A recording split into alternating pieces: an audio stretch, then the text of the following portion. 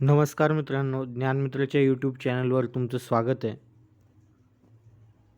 आजच्या भागामध्ये आपण भारतीय सहकारी बँक व्यवसाय याच्याबद्दल पुढची चर्चा करणार आहोत. याआधी भाग 1 आणि भाग 2 हे आपण पूर्ण केलेले आहेत. त्यापैकी भाग 2 मध्ये काल आपण भारतामध्ये सहकारी चळवळीचा इतिहास, त्यानंतर 1960चा जो महाराष्ट्र सहकारी संस्था अधिनियम, ज्याला आपण महाराष्ट्र कोऑपरेटिव्ह ॲक्ट म्हणतो, तो आणि 97वी घटना दुरुस्ती अधिनियम 97th कॉन्स्टिट्यूशनल अमेंडमेंट याच्याबद्दल सविस्तरपणे चर्चा केलेली आहे. त्याचबरोबर ज्या ग्रामीण सहकारी बँका होत्या त्यामध्ये अल्पकालीन कर्ज देणाऱ्या संस्था किंवा अल्पकालीन कर्ज देणाऱ्या बँका ज्यांना आपण म्हणू, त्यांची त्रिस्तरीय रचना, त्यामध्ये प्राथमिक कृषी सहकारी बँका, त्यानंतर जिल्हा मध्यवर्ती सहकारी बँका आणि राज्य सहकारी बँका यांची रचना, त्यांची कार्य, त्यांचे भांडवलाचे स्रोत याबद्दल सविस्तरपणे माहिती आपण घेतलेली आहे. आणि आज आपण दीर्घकालीन कर्ज देणाऱ्या ज्या बँका आहेत, सहकारी बँका, त्यांच्याबद्दल सविस्तरपणे चर्चा करणार आहोत.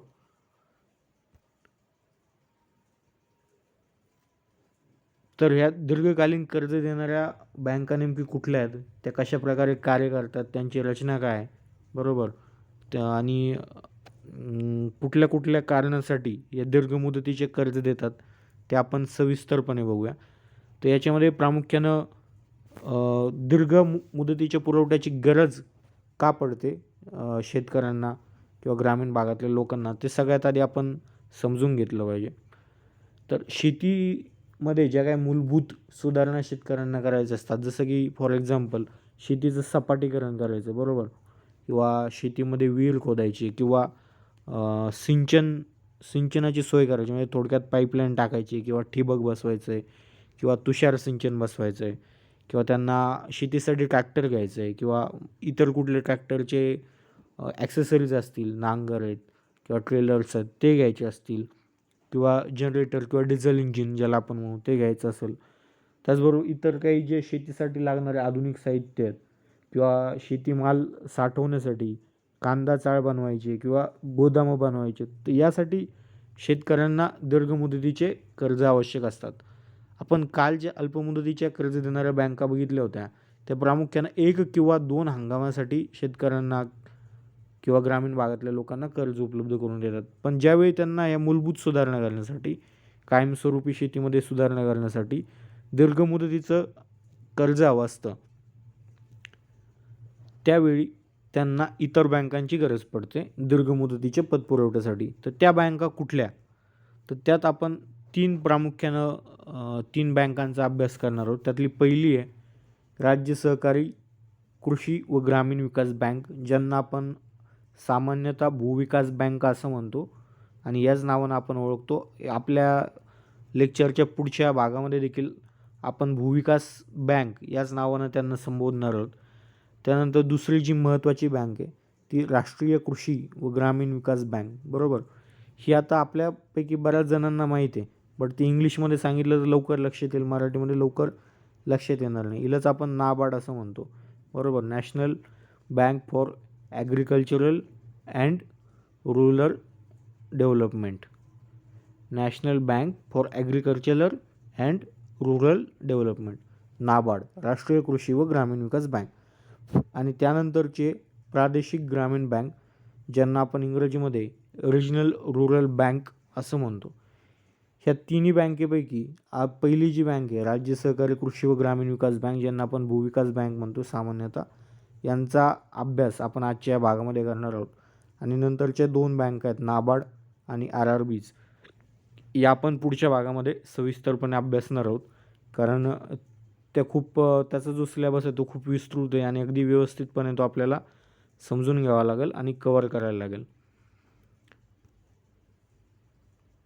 तर राज्य सहकारी बँक किंवा राज्य सहकारी कृषी व ग्रामीण विकास बँक, जिला आपण भूविकास बँक म्हणतो, ही कशा प्रकारे कार्य करते, तर जमिनीच्या तारणावरती शेतजमिनीमध्ये कायमस्वरूपी सुधारणा घडवून आणण्यासाठी दीर्घ मुदतीचे कर्ज देते. भूविकास बँक ज्यावेळी कर्ज देते त्यावेळी त्यांच्याकडे आपल्याला काहीतरी तारण ठेवायला लागतं, आणि ते तारण कुठल्या स्वरूपात ठेवायला लागतं, तर जमिनीच्या तारणावर, बरोबर. म्हणजे जमिनीमध्ये ज्यावेळी शेतकऱ्यांना काही सुधारणा करायच्या असतील तर त्या सुधारणांसाठी ह्या बँका कर्ज देतात, म्हणून यांना भूविकास म्हणतो. भू म्हणजे जमीन आणि विकास, बरोबर. तर जमिनीच्या विकासासाठी लागणारे दीर्घमुदतीचे कर्ज ह्या बँका उपलब्ध करून देतात, म्हणून यांना भूविकास बँका म्हटलं जातं. आणि ह्या ज्या बँका आहेत ह्या सहकारी तत्वावर स्थापन झालेल्या बँका आहेत, बरोबर. आणि मर्यादित जबाबदारीच्या तत्वावरती काम करतात. आता काल आपण बघितलं होतं अमर्यादित जबाबदारी आणि मर्यादित जबाबदारी म्हणजे काय. आपल्या प्राथमिक कृषी सहकारी बँका ज्या असतात किंवा प्राथमिक कृषी सहकारी पतसंस्था ज्यांना आपण म्हणू, ग्रामीण भागात काम करणाऱ्या प्राथमिक शेतकी पतसंस्था, त्या अमर्यादित जबाबदारीच्या तत्वावरती काम करतात. म्हणजे काय करतात की जर त्या बुडितात निघाल्या तर त्यांच्या ठेवी देण्याची पूर्ण जबाबदारी ही सदस्यांची असते. बट भूविकास बँकामध्ये काय त्याच्या उलट आहे, इथे त्या मर्यादित जबाबदारीच्या तत्वावरती काम करतात. एक भूविकास बँकांचा इतिहास आपण थोडक्यात समजावून घेऊया 1-2 मिनिटांमध्ये. हे आपण सविस्तर अभ्यासणार नाही आहोत कारण याच्यावरती आपल्या परीक्षेमध्ये प्रश्न अजिबात अपेक्षित नाही आहेत स्पेसिफिकली इतिहासावरती ह्या बँकांचा. तर भूविकास बँकांना आधी काय म्हटलं जायचं, भूतारण बँक असं म्हटलं जायचं. म्हणजे इंग्रजांच्या काळापासून भूतारण बँक असं म्हटलं जायचं. पहिली जी भूतारण बँक होती भारतामधली ती 1920मध्ये इंग्रज असतानाच पंजाबमध्ये झांब या ठिकाणी सुरू झाली होती, बरोबर. आणि त्यानंतर मग अनेक भूविकास बँका भारतामध्ये स्थापन झाल्या. त्यातली 1929मध्ये मद्रासमध्ये एक भूविकास बँक स्थापन झाली होती जिचं नाव होतं मध्यवर्ती भूतारण बँक मद्रास, जिला इंग्रजीमध्ये सेंट्रल मॉर्गेज बँक असं म्हटलं जायचं. तर ती बँक स्थापन झाल्यापासून खऱ्या अर्थानं भारतामध्ये भूविकास बँकांची प्रगती सुरू झाली असं आपण म्हणू शकू. आणि त्यानंतर मग काही दिवसांनी त्यांचं नाव बदलून आताचं जे नाव आहे भूविकास बँकासाठी ते खऱ्या अर्थानं राज्य सहकारी कृषी व ग्रामीण विकास बँक असं आहे. इंग्रजीमध्ये आपण याला SCARDB असं म्हणू शकू, state cooperative agricultural and rural development bank, बरोबर. State cooperative agricultural and rural development bank, राज्य सहकारी कृषी व ग्रामीण विकास बँक असं आपण यांना म्हणतो. बट अल्टरनेटली आपण त्यांना भूविकास बँका असं म्हणून देखील संबोधतो, बरोबर. त्यानंतर भूविकास बँकांचं संघटन हे कशा प्रकारचं असतं.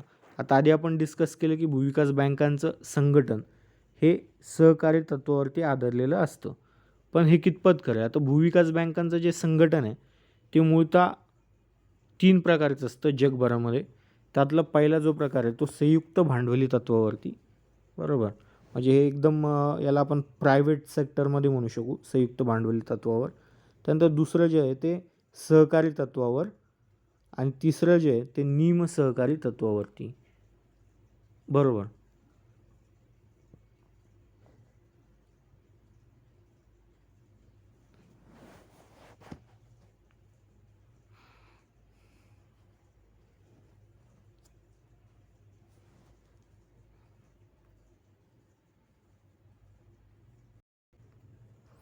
आता संयुक्त भांडवली तत्व म्हणजे काय, तर या तत्वामध्ये किंवा या प्रकारच्या ज्या संघटना असतात याच्यामध्ये कॉर्पोरेटमध्ये जे काय रूल्स असतात किंवा कॉर्पोरेटमध्ये जे काही व्यावसायिक तत्त्व असतात त्यांचं अनुपालन केलं जातं. आणि सहकारी तत्वामध्ये आपण जी सहकार भाग 1मध्ये सहकार्याची काही तत्त्व बघितली होती, सर्वसाधारण आणि मूलभूत तत्त्व, त्या तत्त्वांच्या अनुषंगानं ह्या संघटनांचं काम चालतं, म्हणून यांना सहकारी तत्वावरती काम करणाऱ्या संघटना असं म्हटलं जातं. आणि निमसहकारी तत्व म्हणजे काय, तर या दोन्हींचे काही काही तत्त्वे म्हणजे संयुक्त भांडवली तत्व काही आणि सहकारी तत्व काही, हे दोन्ही तत्वांनी मिळून ज्या संस्था काम करतात त्यांना निमसहकारी तत्वावर काम करणाऱ्या संस्था किंवा संघटना असं म्हणतात. तर जगभरात आपल्याला तिन्ही प्रकारच्या तत्वांवरती काम करणाऱ्या भूविकास संघटना किंवा भूविकास बँका मिळतात. परंतु भारताबद्दल बोलायचं झालं तर भारतामध्ये ज्या भूविकास बँका काम करतात त्या निमसहकारी तत्वावरती, ज्याला आपण इंग्रजीमध्ये क्वासी कोऑपरेटिव्ह संघटन म्हणू, ह्या तत्वांवरती भारतातल्या सगळ्या भूविकास बँका काम करतात. आता क्वासी कोऑपरेटिव्ह यांना का म्हणायचं, तर यात सगळ्यात पहिला मुद्दा आहे की भारतातल्या सगळ्या भूविकास बँका ह्या मर्यादित जबाबदारीच्या तत्त्वावरती काम करतात. आता मर्यादित जबाबदारी काय आहे, आत्ता जस्ट आपण 2 मिनिटांपूर्वी जे डिस्कस केलं आहे, तर हे मर्यादित जबाबदारीचं जे तत्त्व आहे ते संयुक्त भांडवली तत्त्व आहे, बरोबर. त्यानंतर सदस्यांना जी काय कर्ज मिळण्याची क्षमता असते ती त्यांनी जे शेअर होल्ड केलेले असतात किंवा जे भाग धारण केलेले असतात त्या भागांच्या किंवा त्या शेअरच्या जे संख्या आहे त्याच्या आधारावरती सदस्यांना कर्ज मिळतं. तर हे देखील काय संयुक्त भांडवली तत्त्व आहे. परंतु ह्या संघटनांमध्ये किंवा भारतातले जे भूविकास बँक आहेत त्यांच्यामध्ये एक व्यक्ती एक मत हे तत्त्व फॉलो केलं जातं. आणि हे कशाचं तत्त्व आहे, सहकाराचं तत्त्व आहे, बरोबर. सहकार भाग 1मध्ये आपण बघितलेलं की हे सहकाराचं मूलभूत तत्त्व आहे की एक व्यक्ती एक मत, irrespective of how many numbers the share holder holds he only gets one vote. म्हणजे काय की एखाद्या भागधारकाकडे किंवा शेअर होल्डरकडे किती शेअर असले तरी त्याला मत मात्र एकच देता येतं, बरोबर, डिसिजन मेकिंगमध्ये. तर हे सहकाराचं तत्त्व आहे. म्हणजे हे दोन पहिले जे आहेत ते संयुक्त भांडवली तत्त्व आणि तिसरं जे आहे ते सहकारी तत्त्व. तर अशा प्रकारचे मिक्स तत्त्व भारतातल्या भूविकास बँका फॉलो करतात, म्हणून यांना काय म्हटलं जातं, क्वासी कोऑपरेटिव्ह किंवा निम सहकारी संघटना, बरोबर. भारतामध्ये जी आहे ती भूविकास बँकांची रचना प्रत्येक राज्यामध्ये वेगवेगळी आहे. आता भूविकास बँकांच्या रचनेचे प्रामुख्यानं 2 प्रकार पडतात. त्यातला पहिला आहे संघानुवर्ती प्रकार, ज्याला आपण फेडरल टाईप म्हणतो. तर आता फेडरल टाईप म्हणजे काय, आता राज्यघटनेचा जर तुम्ही कधी अभ्यास केला असेल तर तुम्हाला माहिती आहे की भारताची राज्यघटना ती कशा स्वरूपाची, तर फेडरल स्वरूपाची. म्हणजे काय की त्याच्यावर द्विस्तरीय रचना आहे, बरोबर. शासनाची द्विस्तरीय रचना, एक केंद्र शासन आणि मग दुसरं राज्य शासन. त्याला आपण काय म्हणतो, फेडरल टाईप म्हणतो, बरोबर, किंवा संघानुवर्ती प्रकार असं म्हणतो. द्विस्तरीय रचना म्हणजे भारतामध्ये पण काही राज्यांमध्ये भूविकास बँकांची रचना जी आहे ती द्विस्तरीय म्हणजे काय, तर राज्यस्तरावरती काय आहे, राज्य सहकारी कृषी व ग्रामीण विकास बँक कार्य करते, जिला आपण state cooperative agricultural and rural development bank असं म्हणतो. आणि त्यानंतर स्थानिक पातळीवरती प्राथमिक सहकारी व कृषी ग्रामीण बँक काम करते, जिला आपण primary cooperative agricultural and rural development bank असं म्हणतो. तर 2 पातळीवरती या 2 प्रकारच्या बँका काम करतात, म्हणून ही द्विस्तरीय रचना. आणि या द्विस्तरीय रचनेला आपण म्हणतो फेडरल टाईप किंवा संघानुवर्ती प्रकार. त्यानंतर दुसरा जो प्रमुख प्रकार आहे तो बघण्याआधी हा जो फेडरल टाईपचा भूविकास बँका कुठल्या कुठल्या राज्यांमध्ये आहेत ते आपण बघूया.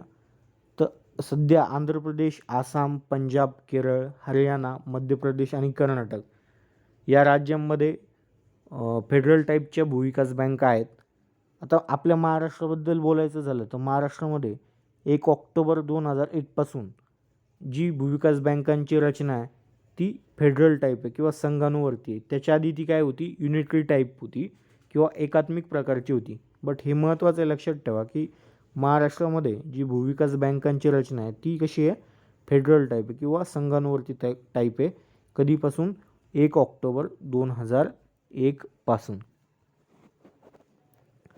तर ह्या द्विस्तरीय रचनेमध्ये जी राज्यस्तरीय बँक असते ती काय असते, बाकीचे ज्या स्थानिक बँक किंवा प्राथमिक बँक असते त्यांच्यासाठी शिखर बँक म्हणून काम करते. तर शिखर बँक म्हणून काम करत असताना राज्यस्तरीय बँक जी आहे ती खालच्या स्तरावरच्या बँकांवरती नियंत्रण ठेवते, त्यांच्या व्यवहारांवरती देखरेख ठेवते, त्यांना मार्गदर्शन करते आणि पर्यवेक्षण करते. त्यानंतर दुसरा जो प्रकार आहे प्रमुख, एकात्मिक प्रकार, ज्याला आपण युनिटरी टाईप असं म्हणतो, तो काय ते आपण समजून घेऊया. तर याच्यामध्ये काय की फक्त मध्यवर्ती भूविकास बँक अस्तित्वात असते आणि कुठल्याही प्रकारचा बँकांचा खालचा स्तर अस्तित्वात नसतो. बट ही मध्यवर्ती भूविकास बँक आहे संपूर्ण राज्यामध्ये तिच्या शाखांमार्फत कार्य करते आणि डिरेक्टली लोकांना कर्ज देऊ शकते. म्हणजे लोकांना प्राथमिक बँकांकडून कर्ज घेणं आवश्यक नाही, ते डिरेक्टली जी मध्यवर्ती भूविकास बँक आहे तिच्या शाखांमधून कर्ज प्राप्त करू शकतात. तर बिहार, गुजरात, उत्तर प्रदेश, जम्मू आणि काश्मीर ही जी राज्य आहेत यांच्यामध्ये अशा प्रकारची भूविकास बँकांची रचना आपल्याला बघायला मिळते, जी युनिटरी टाईप किंवा एकात्मिक प्रकाराची आहे. आता आपल्या महाराष्ट्राबद्दल बोलायचं झालं स्पेसिफिकली तर 2001पर्यंत 1973पासून 2001पर्यंत महाराष्ट्रामध्ये भूविकास बँकांची जी रचना होती ती देखील एकात्मिक प्रकारची होती किंवा युनिटरी टाईपची होती. बट 2001मध्ये काय झालं, याच्यात बदल झाला आणि भारतातली भूविकास बँकांची रचना जी आहे ती फेडरल टाईप झाली किंवा संघानुवर्ती प्रकारची झाली. आणि म्हणजे काय की सध्याच्या घडीला महाराष्ट्रात जी भूविकास बँकांची रचना आहे ती फेडरल टाईप आहे, जिच्यामध्ये द्विस्तरीय रचना आहे. बरोबर, राज्य पातळीवरती राज्य बँक आणि स्थानिक पातळीवरती प्राथमिक भूविकास बँक अशा प्रकारची ती रचना आहे.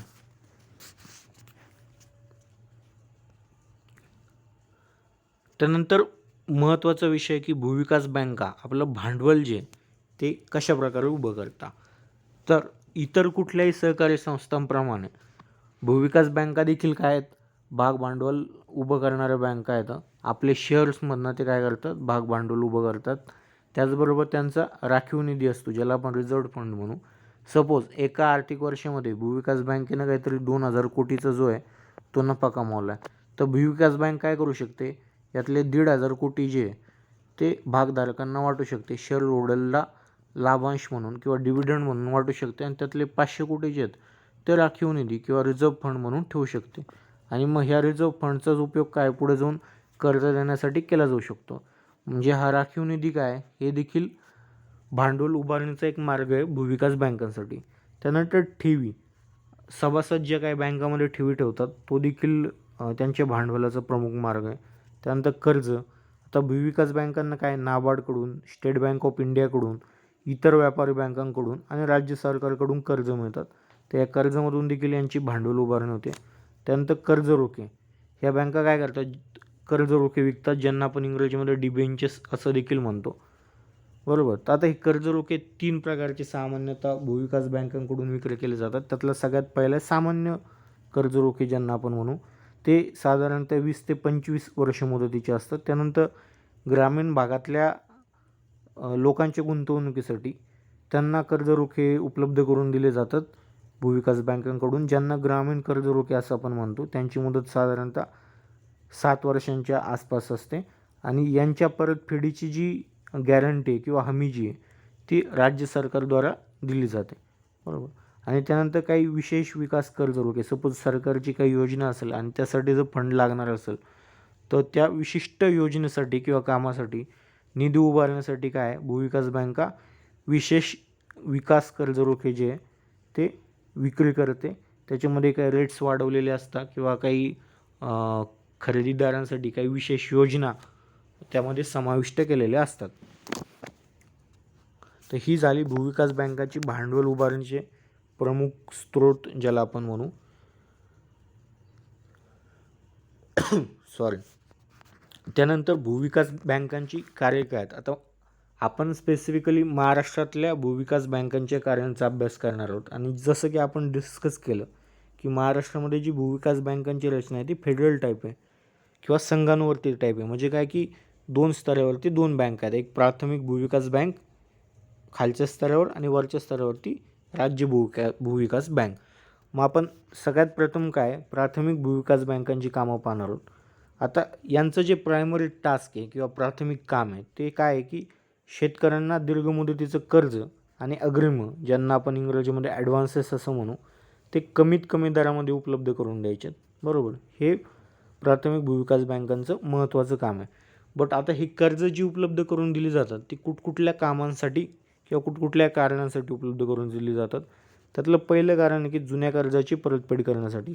सपोज एखाद्या शेतकऱ्याकडं काय आहे, जुनं आधीचं कर्ज आहे आणि त्याला त्याची परतफेड करायचं कारण ती वाढत जाते. बरोबर, तर ती परतफेड करण्यासाठी देखील भूविकास बँकांकडून दीर्घ मुदतीचं कर्ज दिलं जातं. त्याचबरोबर एखाद्याला शेतजमीन किंवा शेती खरेदी करायची त्यासाठी दिलं जातं. त्याचबरोबर शेतीची यंत्रसामुग्री असेल जसं की ट्रॅक्टर वगैरे इतर साहित्य शेतीचं त्याच्या खरेदीसाठी दिलं जातं. त्यानंतर कायमची सुधारणा, जे आपण आधी पण डिस्कस केलं की जमिनीचं सपाटीकरण असेल, त्यानंतर विहीर खोदायची असेल किंवा सिंचन पाईपलाईन इत्यादीची कामं करायची असतील तर त्यासाठी देखील दीर्घ मुदतीचं कर्ज प्राथमिक भूविकास बँकांकडून दिलं जातं. त्यानंतर गोदाम किंवा गोडाऊन बांधण्यासाठी, शेतीचा माल साठवण्यासाठी, जसं की कांदा चाळ असेल किंवा इतर गोडाऊन किंवा कोल्ड स्टोरेज असतील, बरोबर, फळांची साठवणूक करण्यासाठी, तर त्यासाठी देखील दीर्घ मुदतीचे कर्ज दिले जातात. त्यानंतर शेतीचे संलग्न जे काही उद्योग असतील त्यासाठी, आणि शेती आधारित प्रक्रिया उद्योग, जसं फळांपासून जाम बनवण्याचा उद्योग असेल किंवा इतर उद्योग असतील शेतीशी निगडीत, तर त्या उद्योगांसाठी किंवा प्रक्रिया उद्योग किंवा ज्याला आपण काय म्हणू प्रोसेस इंडस्ट्रीसाठी भूविकास बँकांकडून दीर्घ मुदतीचे कर्ज उपलब्ध करून दिली जातात. त्यानंतर जी वरच्या स्तरावरची मध्यवर्ती भूविकास बँक आहे, जिला आपण राज्य मध्यवर्ती भूविकास बँक असं म्हणतो, तिची काय कार्य आहेत ती आपण बघूया. तर हिचं जे प्रमुख कार्य आहे ते हे प्राथमिक भूविकास बँकांना कर्ज उपलब्ध करून द्यायचं, बरोबर. मग ह्या प्राथमिक भूविकास बँका काय आहेत, शेतकऱ्यांना कर्ज उपलब्ध करून देतील. पण प्राथमिक भूविकास बँकांना कोण कर्ज उपलब्ध करून देणार, तर ती आहे राज्य मध्यवर्ती भूविकास बँक. त्यानंतर काय, कर्ज रोख्यांची विक्री, बरोबर. भांडवल उभं करण्यासाठी आपण बघितलं की भूविकास बँका काय करतात, कर्ज रोख्यांची विक्री करतात. 3 प्रकारचे कर्ज रोखे, सामान्य, ग्रामीण आणि विशेष विकास कर्ज रोखे. तर अशा प्रकारची कर्ज रोख्यांची विक्री भूविकास बँक करतं. त्यानंतर ठेवी जमा करणे, बरोबर, सभासदांकडून किंवा गैरसभासदांकडून ठेवी स्वीकारणं, हे देखील राज्य मध्यवर्ती भूविकास बँकाचं महत्त्वाचं काम आहे. त्यानंतर प्राथमिक बँका किंवा खालच्या स्तरावरचे जे बँका आहेत त्यांच्यावरती नियंत्रण ठेवणं, पर्यवेक्षण करणं, मार्गदर्शन करणं, त्यांच्या व्यवहारांची तपासणी करणं, ही कार्य राज्य मध्यवर्ती भूविकास बँक करते. त्याचबरोबर एका बाजूला नाबार्ड आणि राज्य सरकार आणि दुसऱ्या बाजूला प्राथमिक बँक, बरोबर, यांच्यामधला दुवा म्हणून देखील राज्य मध्यवर्ती भूविकास बँक काम करते. आणि त्यानंतर एक महत्त्वाचं काम, बरोबर, दीर्घकालीन कृषी पतपुरवठ्याविषयी अभ्यास करणे. म्हणजे राज्यामध्ये दीर्घकालीन पतपुरवठ्याच्या संबंधातल्या काय समस्या आहेत, बरोबर, काय चॅलेंजेस आहेत त्याच्यासमोरचे, त्यांचा अभ्यास करणं, त्या अभ्यासाच्या अनुषंगाने अहवाल बनवणं, तर राज्य सरकारला सादर करणं, जेणेकरून राज्य सरकार आपल्या योजनांमध्ये हा फीडबॅक इन्व्हॉल्व करून योजना अधिक प्रभावीपणे राबवू शकतं. तर ही झाली भूविकास बँकांची प्रमुख कार्य. आता सध्या महाराष्ट्रामध्ये भूविकास बँकांची काय स्थिती आहे ते आपण थोडक्यात बघूया. आता गेल्या काही वर्षापासून महाराष्ट्रातल्या ज्या काही भूविकास बँका होत्या, म्हणजे त्यामध्ये राज्य शिखर बँक असेल, त्याचबरोबर प्राथमिक भूविकास बँका, ह्या सगळ्या काय होत्या, तोट्यात चाललेल्या होत्या. आणि लेखापरीक्षण किंवा ज्याला आपण इंग्रजीमध्ये ऑडिट म्हणू, दरवर्षी जे ऑडिट व्हायचं त्यामध्ये यांना कायम क व ड वर्ग मिळायचं, म्हणजे क सी आणि डी ग्रेड मिळायचे, जे की फार चांगले नाही आहेत किंवा बँका तोट्यामध्ये असण्याचं किंवा बँका चुकीच्या पद्धतीने कार्यरत असल्याचं ते एक लक्षण आहे, बरोबर. मग या ऑडिट्समुळं काय झालं की राज्य सरकारनं ह्या बँकांना जी आहे ती हमी नाकारली, आणि हमी नाकारल्यामुळं नाबार्डकडून यांना जो आहे तो वित्तपुरवठा बंद झाला. त्याचबरोबर सहकार आयुक्त जे होते महाराष्ट्राचे, त्यांनी देखील ह्या बँका गुंडाळण्याचे निर्देश दिलेले होते, ह्या बँका बंद करण्याचे आदेश दिलेले होते. आणि त्यातले त्यात राज्य सरकारनं हमी काढून घेतल्यामुळे नाबार्डकडून देखील त्यांना वित्तपुरवठा बंद झाला. आता वित्तपुरवठा बंद झाल्यामुळे काय झालं, ते जे कर्ज वाटप करत होते ते एकदम ठप्प झालं आणि ह्या बँका काय झाल्या, अव्यसनात गेल्या. आता अव्यसनात हा मराठी शब्द येतो, सहज आपल्याला कळत नाही. अव्यसनात गेल्या म्हणजे काय की थोडक्यात एक्सपायर झाल्या आपण म्हणू, किंवा इनॲक्टिव्ह झाल्या, बरोबर, इनॲक्टिव्ह झाल्या असं आपण म्हणू. मग सध्याच्या स्थितीला महाराष्ट्रातल्या ज्या भूविकास बँका आहेत त्या सगळ्या काय आहेत, इनॲक्टिव्ह आहेत. त्यांचे व्यवहार ठप्प झालेले आहेत. त्यांची जी एनी होती ती अजून मिळालेली नाही आहेत, आणि नवीन कर्ज देण्याची पद्धत त्यांची बंद झाली, कारण त्यांच्याकडे पैसा नाही. नाबार्डकडून देखील त्यांना पैसा येत नाही, राज्य सरकारकडून देखील पैसा येत नाही. तर अशा प्रकारे यांचे सगळे व्यवहार ठप्प झाले आणि सध्या या बँका इनॲक्टिव्ह आहेत. महाराष्ट्रामधल्या भूविकास बँका सगळ्याच काय आहेत, इनॲक्टिव्ह आहेत. तर मित्रांनो, आजच्या या आपल्या लेक्चरमध्ये आपण भूविकास बँकाबद्दल सविस्तर माहिती बघितली. हे तुम्ही परत 1-2 वेळा बघून घ्या. याची PDF मी 1-2 दिवसामध्ये आपल्या टेलिग्राम चॅनलवरती शेअर करेल, ती 1-2 वेळा वाचा, जेणेकरून तुमचे सगळ्या कन्सेप्ट्स क्लिअर होतील. कारण याच्यामध्ये 1 ते 2 प्रश्न येण्याची शक्यता आहे 2018मध्ये, कारण अनेक मध्यवर्ती बँकांच्या भरतीमध्ये याच्यावरती प्रश्न विचारले जातात. आता पुढच्या भागामध्ये आपण राष्ट्रीय कृषी आणि ग्रामीण विकास बँक, जिला आपण नाबार्ड म्हणतो इंग्रजीमध्ये, हिचा सविस्तर अभ्यास करणार आहोत, कारण ती फार इम्पॉर्टंट आहे आपल्यासाठी. आणि त्यानंतरच्या भागामध्ये आपण स्वतंत्रपणे RRB, ज्यांना आपण प्रादेशिक ग्रामीण बँक म्हणतो, यांचा देखील अभ्यास करणार आहोत. आय होप की तुम्हाला या सगळ्या कन्सेप्ट्स कळल्या असतील. कळल्या नसतील तर 1-2 वेळा व्हिडिओ बघा आणि तुमचे काही प्रश्न किंवा काही फीडबॅक असेल तर तो कृपया कमेंट करा, जेणेकरून मी येणाऱ्या लेक्चर्समध्ये त्या सुधारणा योग्य त्या करू शकेन. मित्रांनो, आपल्या चॅनलला तुम्ही अजून सबस्क्राईब केलं नसेल तर कृपया सबस्क्राईब करा, जेणेकरून पुढच्या व्हिडिओचे नोटिफिकेशन्स तुम्हाला इझिली मिळतील. आणि आय होप की तुम्ही आता अभ्यास व्यवस्थित सुरू केलेला असेल. तुमचे काही डाऊट्स असतील किंवा काही मदत हवी असेल तर कृपया कमेंट करा. Thank you very much.